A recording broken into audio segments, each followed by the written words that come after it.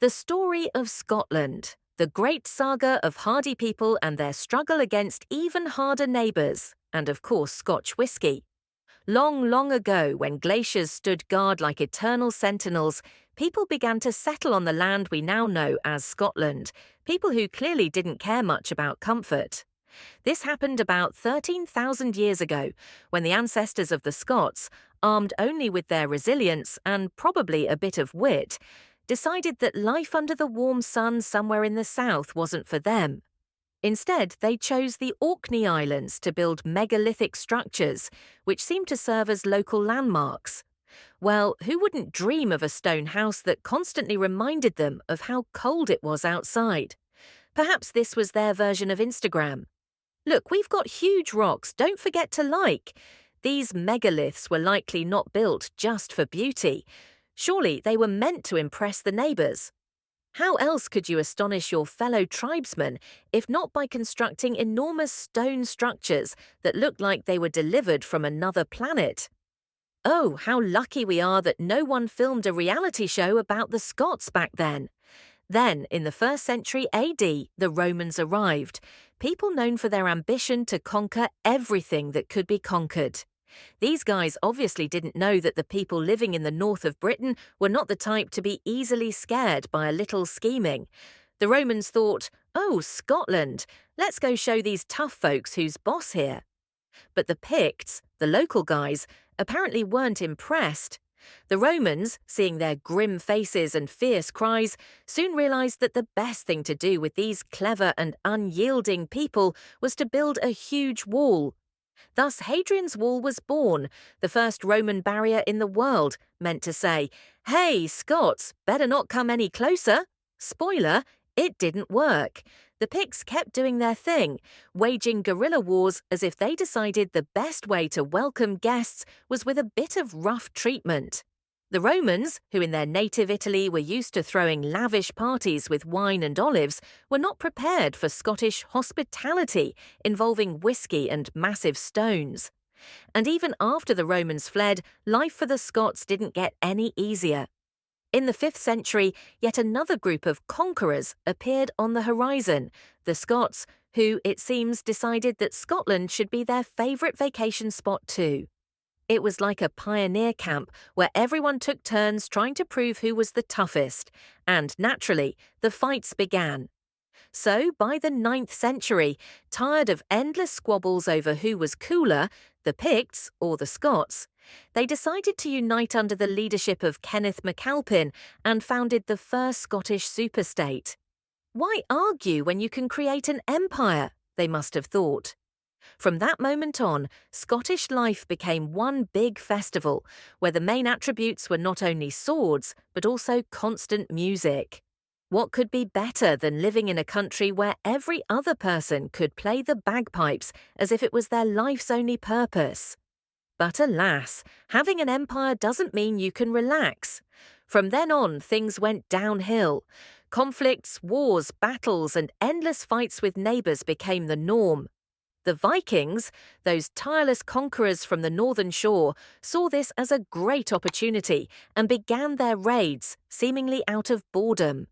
They captured the islands because, as we know, the Vikings had a habit of making their super plans over a mug of beer with the catchphrase, Scotland? Why not? And imagine the parties the Vikings threw on the captured Scottish islands. These were real rages. Everyone gathered, sang songs, and recounted their great deeds, while the Scots, of course, were preparing a counterattack.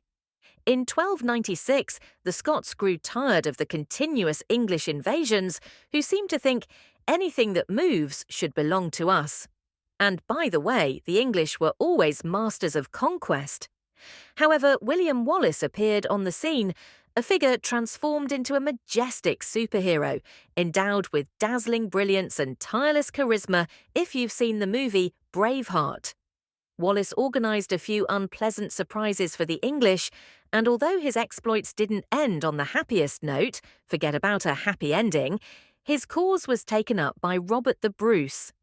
In 1314, he threw such a Scottish party at Bannockburn that the English likely forgot how to get to Scotland for a long time.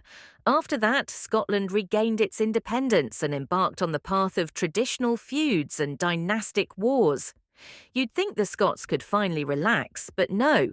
In a country where every time someone utters the word clan, a war breaks out, it was impossible. Then Mary Stuart entered the scene, a queen with a fate worthy of any soap opera. Her life was full of intrigues, plots, and strange decisions that would make any dramatic film look like a children's play. In the end, she lost her throne, and her son James VI united the Scottish and English thrones in 1603. It sounds like they all gathered at a party with cake and cut it, but as you can guess, the happiness didn't last long. Next up, the English, in their quest to conquer the Scots, decided to use more civilized methods. In the 18th century, the Jacobite uprisings began, another reminder to the English that the Scots don't give up easily. Although these uprisings didn't succeed, the spirit of independence remained, like an indomitable pest hiding under your couch. The Scots were indeed unbeatable, considering that despite all their misfortunes, they never forgot about whisky and hunting trousers. When in 1746 the English crushed the last uprising, they decided it was better to ban kilts and break up the clans. But the Scots, being the clever folks they are, didn't give up.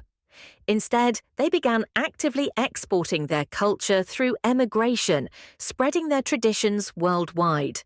Wherever the Scots went, they always brought a bit of whisky and traditional dances with them, just to make it clear who was in charge.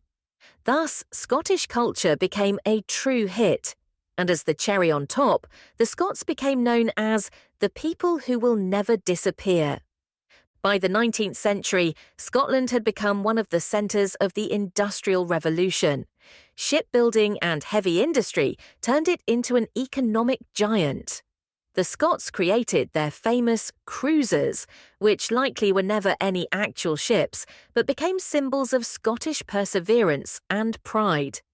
But, as usual, when things didn't go so well, mass migration began, and the Scots, as always, set out on journeys.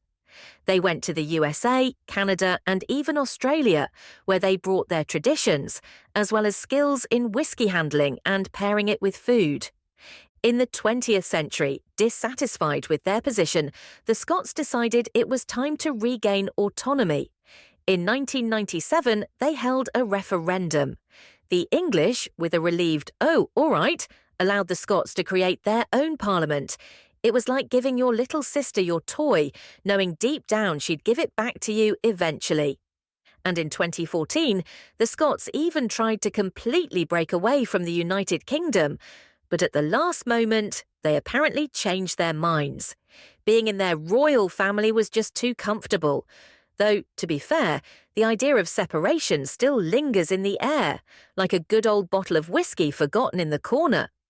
So, this is the story of Scotland, full of contradictions, humour, and of course, an indomitable spirit.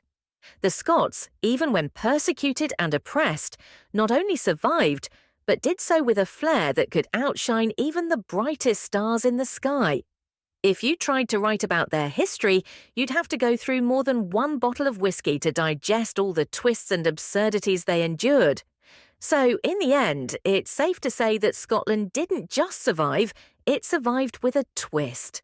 So next time you see a Scot in a kilt holding a glass of whisky, remember, behind that person is a whole history of hardy ancestors who proved that life isn't just a struggle for survival, but an eternal party with good music and, of course, an excellent drink. Rest assured, the Scots will be dancing before your eyes while you laugh and enjoy life.